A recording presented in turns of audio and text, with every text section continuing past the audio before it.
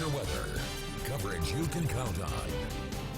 Meteorologist Brian Ramsey joins us now. Brian, we're tracking this Gilbert fire that I know we're just on the verge of possible evacuation warnings for some areas.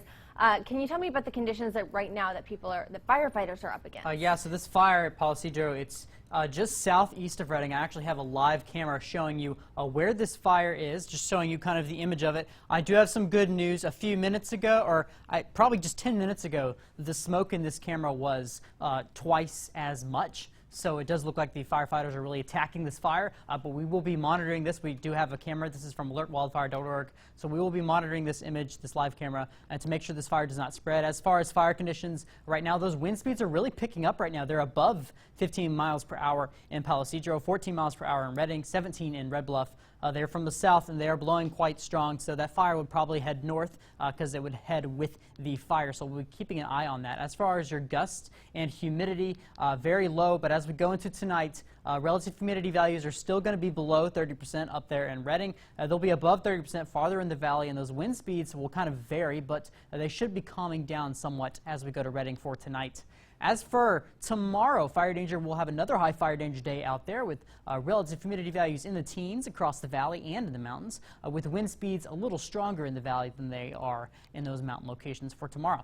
As for your highs tomorrow, warm again, triple digits in Redding, 98 for a high, in Chico, 96, in Red Bluff. As for those mountain locations, you should be reaching the 90 degree mark again, but that will not last forever. So as we take a look at this futurecast, we have this high pressure that's keeping us hot today, but notice there's a low pressure system forming over the Pacific, and that'll grow over the next few days, moving towards the North State. As it does so, it'll kick that high pressure towards Texas and really begin to cool us off next week. And as we get to Friday, we could see highs in Chico as low as the 80s and highs in Redding as low as the low 90s. But once we go to Saturday and Sunday, the low pressure does go back to Canada, and we'll see temperatures return back to higher values. As for tomorrow in the valley, starting your day off around 70, but hitting a high of 97 tomorrow. Sunshine across the board. As for those mountain locations, you'll have a cool start with a few clouds in the forecast, but hitting a high of the 90s as well tomorrow in the mountains. As for tomorrow in Chico, a high of 97 tomorrow, dropping to 96, then low 90s on Wednesday, and then a high of 88 on Friday. Wow. But we do rise back up for your weekend.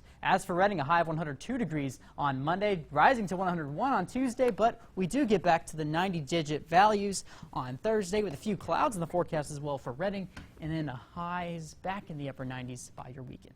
So you can't complain about the dip in temperatures, but I have to say that happens to be the one day where the coolest is when I'm going swimming in cold water somewhere. Just how it always works out. Right. I do enjoy a nice dip. So. Thanks, Brian. Well, another sports team secures their star. Why this Patriots contract